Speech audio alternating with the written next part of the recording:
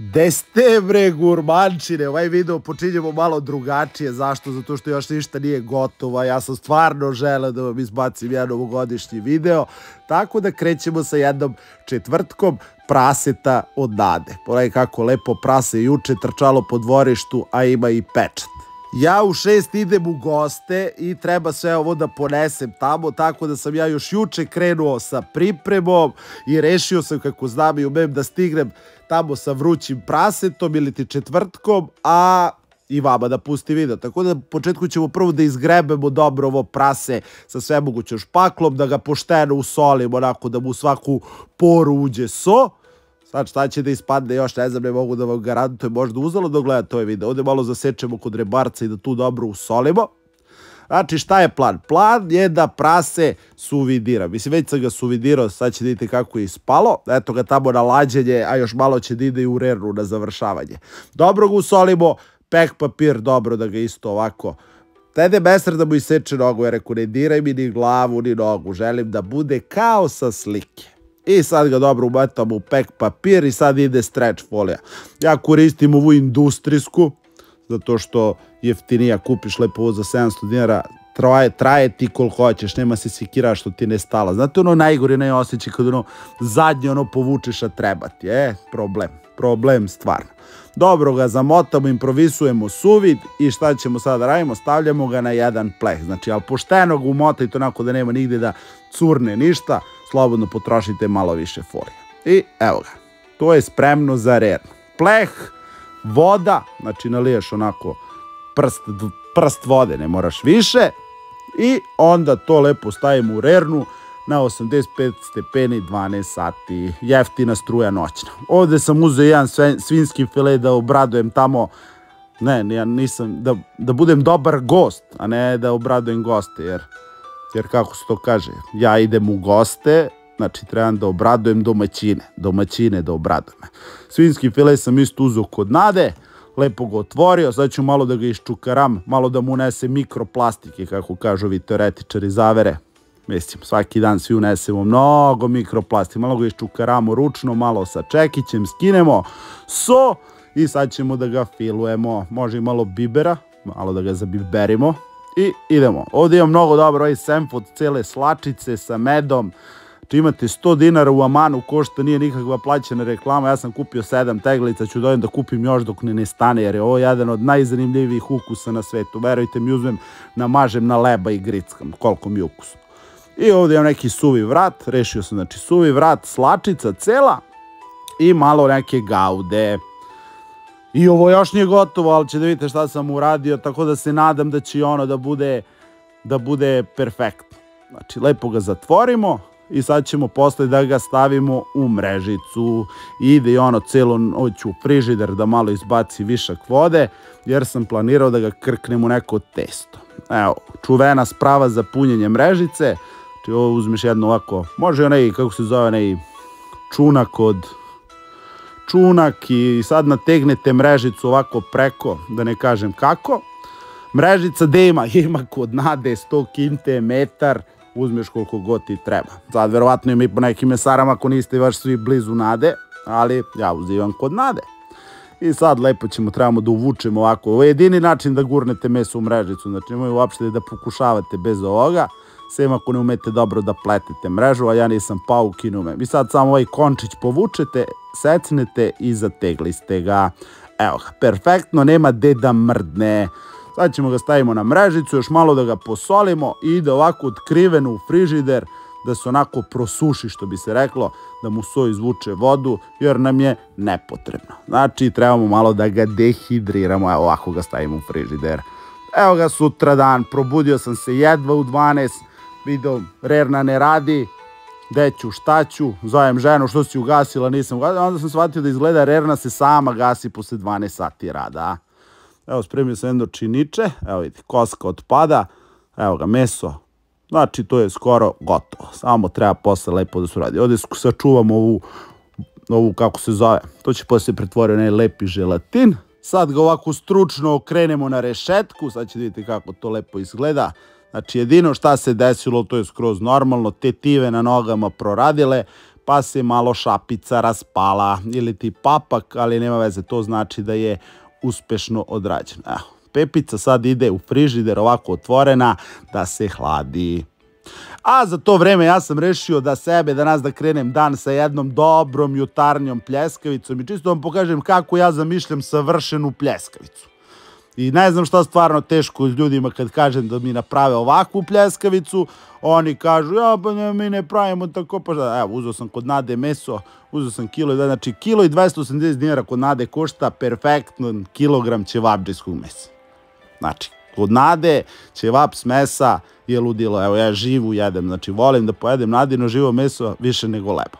Znači na secku sam pola glavice luka, može crnog, može crvenog, nisam imao crni, ništa ne fali ni crveno, i 300 grama mesa i sad se to dobro umesi, jedno minut dobro mesi i stvarno šta je, što neko ne uzme ovako da drži jednu poštenu pljeskavicu, ja bih vrlo rado otišao da kupim da pojedem ovako jednu dobru pljeskavicu za 1000 dinara, jer ovo vredi, u lepinji dobroj, kajmaka i ne mora kajmak, samo luk tuca na kupus, dobro začinjen i sad skinem ovako pljeskavicu nožem, sad će Vile Skovčin kažu pljeskavica su ruke otvara, ne, pljeskavica mora bude svuda ovako pedantna, ista. Znači, pustite me od leskovačkih priča i prodavanja fazona palac debela, dobru zagrejan tiganj, ili ti ploča, ili ti roštilj, ko šta ima, ja nemam roštilj, tako da može ovako. E sad, kad se okreće pljeskavica, kad se samo odlepi, evo ovdje je bio prvi pokušaj, evo ovdje je spremna, znači pljeka za okretanje. Suv tiganj ide zato što pusti pljeka loj i onda to ispadne perfektno. Evo, opet, čim se ono otkači, ja to nikako ne pečem do kraja, ide na odmah da se jede, da sklizne ovako iz tiganjče, malo nakapam ovaj loj što pustila, idemo odmah da jedemo, da bi staru godinu da ispratimo sa dobrom stvarom. Znači, ovakav presek pljeskavice žele. Šta je teško ovakav pljeskavica se napravi? Ja stvarno ne znam. Milina, znači stvarno da čovjek jede i da uživa. Znači sveža paprika, mnogo luka, dobro umešano, pec i to je to. Evo vidite, lepotica. A ovo kad mi ostane ovako najmanje pred kraj, znači to me duša sve boli kad trebam da pojedem. Uvijek ovo sad malo po malo i to je to. Idemo dalje. E sad da pripremimo ono meso što smo rolovali da i nadalje. Evo ga, lepo se prosušilo, lepota. Sad će da uzmemo tiganj. Ako se pitate šta je s ovim tiganjem, ovo je onaj tiganj što treba da se napravi sloj. E sad, šta je fora? Ja skoro uzeo da pravim taj sloj, pošto ne može stane u rernu nikako ono da ga zapečem sa malo ulja. Zaboravio masnoću, ono se upalila, ja ulazim ono požar u kuhinji, istrčavam, nosim ono, pazim da se ne poklopim, gorim mas na sve strane, izlazim u dvorište, u gaćama, komša me gleda, nosim ti ganj upaljen sa svega u gaćama, rekao komšo izviniš da sam u gaću, kaže komšo neka i god da si ne bi ti zamerio. Ja bacim okru krpu preko njega, posle minut skidam ono se opet zapali. Tako da pazite dosta kad to radite. Šta mi je palo na pamet, uzeo sam jedno gotovo focaccia testo i rešio sam ja to ovako da spakujem unutra čisto da vidimo šta će da ispadne. Ako ne ispadne kako sam teo ništa, samo će bacimo ovaj leba sa strane i nosimo dobro meso punjeno rolovano. Ovako će samo da, znači, improvizacija nekog Wellingtona, ne znam šta će da ispadne, prvi put radimo ovako, malo ćemo ovdje da zasečemo i to bi trebalo da ide na pečenje, ja ga nisam odmah stavio na pečenje, neću da slažem, bacio sam malo brašno, streč folije, eto ga u frižideru, vidimo se uskoro, vidimo da li ću uopšte nešto da izbacim. I evo je Pepa, a kod mene je već 5 do 7, žena će mi ubije što kasnimo, Pepa se dobro osušila, mažemo je dobro sa već onako rastopljenom svinjskom mašću sa sobrom temperaturom. Sad ćemo da je lepo da utrljamo. Krupna so onako bogato po njoj da se isto isprovocira kožica da bi postala bezobrazno hrskava. Znači nisam stigao dobro ni da oladim pečenje, pogoreo sam prsti sve, ali šta ću kad se žuri. 240 stepeni, pratimo situaciju. Evo ga onaj pretop iz Pepe što ostao. Jedno žumanjak će da razbijemo unutra, da razmutimo onako dobro i s tim ćemo da mažemo ovo rolovano meso u testu, što sam to mi tako palo na pamet da iskoristim. Evo, spremno za pečenje. Sad ćemo lepo da namažemo to onako bogato sve ovo da iskoristimo ovaj pretop i žumanjak i to sad treba da ide u rernu. Odozgo sam pobacao malo susama I to bi bilo to. Stavimo iglu za svaki slučaj, urimo 71 stepen unutra. Evo je Pepa, 2-3 puta sam je obrto levo desno pratio, ali dobio sam perfektnu stvar. Ovdje sam je malo odmorio, izvinite što se ubrzavam, ovdje sam pokupio ovaj najslađu stvar na svetu, pretop, za svaki slučaj da napravim podlogu za večeras. I evo je, Pepa odmorila, može da se kasapi. Evo, koske same ispadaju, ja sad moram ovo maksimalno da ubrzam, nisam ni planirao da vam snimam kako seckam i kako kasapim, tako da malo poskidaš prvo ovo od rebarca, ovdje skineš ovu veliku kičmu i ovaj deo slobodno odvališ, ovako on sam treba da ispadne. I ništa, sad to lepo uzmeš, seckaš, gledaš malo ovu anatomiju, malo glođeš uz put i sa tarče malo cake, povadiš onu veliku lopaticu, dinge, levo, desno.